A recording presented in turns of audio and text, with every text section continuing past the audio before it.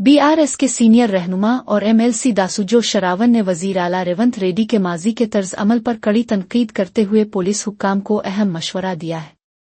उन्होंने याद दिलाया कि एक वक्त था जब पुलिस रेवंत रेड्डी को नोटिस देने पहुंची थी तो उन्होंने एक गुंडे की तरह बर्ताव करते हुए अफसरान को सरेआम धमकियां दी थीं और नाजेबा जुबान इस्तेमाल की थी। शरावन ने कहा कि इस वक्त उनके खिलाफ सख्त कानूनी कार्रवाई की जा सकती थी, लेकिन ऐसा नहीं किया गया, जबकि इसके बरक्स आज हरीश राव और केटीआर कानून का एहतराम करते हुए नोटिस मिलने पर घंटों तफ्तीशी अफसरान के सामने बैठकर ताउन कर रहे हैं।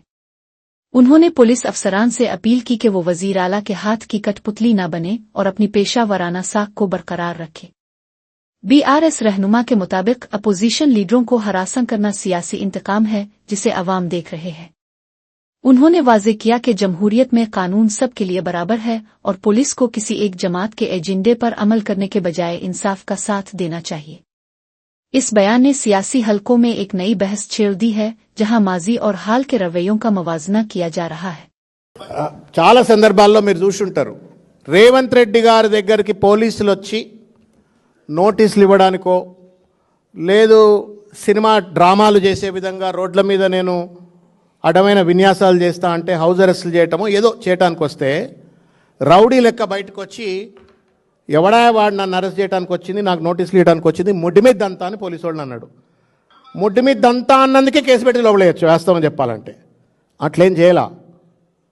ఆ బిహేవియర్ అట్లా ఉంటే లా అబైడింగ్ సిటిజన్స్గా హరీష్ రావు గారు, కేటీఆర్ గారు కానీ కేసీఆర్ గారు కానీ నోటీస్ వస్తే నోటీసును గౌరవించి పోలీసులను గౌరవించి వాళ్ళు ఎదురుగా 7 గంటలు కాదు 70 గంటలైనా కూర్చోవడానికి మేము సిద్ధమని చెప్పని ప్రజాస్వామ్యబద్ధంగా రాజ్యాంగబద్ధంగా చట్టాన్ని గౌరవిస్తూ పోలీసులను గౌరవిస్తూ మీ ఎదురుగా కూర్చొని మాట్లాడుతున్నటువంటి ఒక వైనాన్ని పోలీసులు దయచేసి అర్థం చేసుకోండి.